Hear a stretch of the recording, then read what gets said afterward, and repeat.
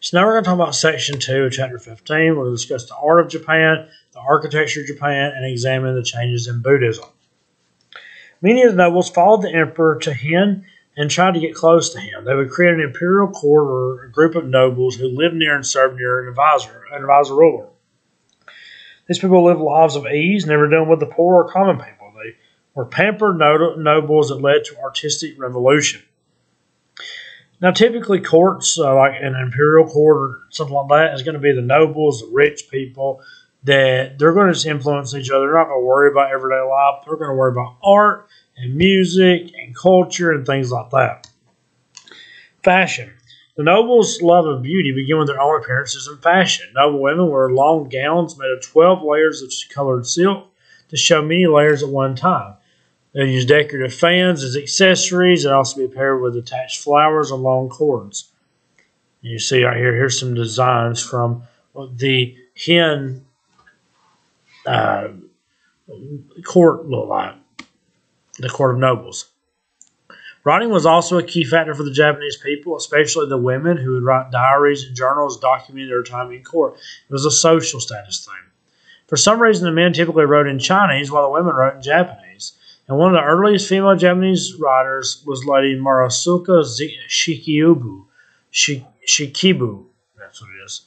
Murasaki Shikibu. She wrote The Tale of the Genie, which was written by Lady Murasaki Shikibu and was about a prince named Genie and his quest for love. With her clear and simple writing, The Tale of the Genie is considered one of the Japanese greatest novels, and she described the court of Japan in great detail. No art or learning is to be pursued half-heartedly. Any art worth learning will certainly reward more or less generously the effort made to study it. If like the leaf of the wisteria through which the sun darts his rays transparently, you give your heart to me, I will no longer distrust you. It shows you they're not dealing with everyday problems here. They're dealing with art, they're dealing with fancy stuff, they're dealing with rich people problems, basically.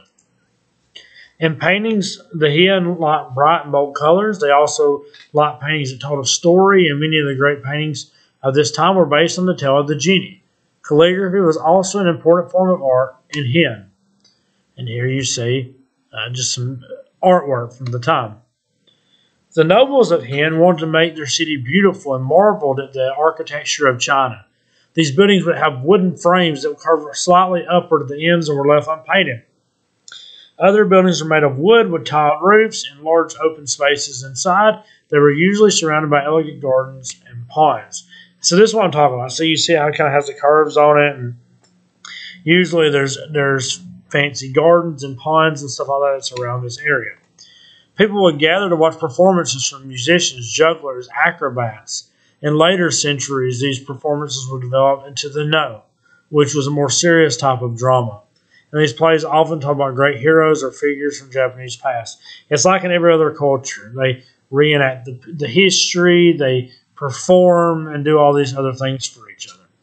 In Hien, religion became a form of art. They would have elaborate rituals that the common people in Japan couldn't do. This would lead to different forms of Buddhism in Japan. Pure Land Buddhism was a form of Buddhism that the common people liked. Zen Buddhism arrived in the 1100s from China and taught that people seeking wisdom should practice self-discipline and meditation. This is the type of Buddhism we hear a lot about, is Zen Buddhism, and I've got a video on Zen Buddhism on Google Classroom for you to watch. And that brings us to the end of Section 2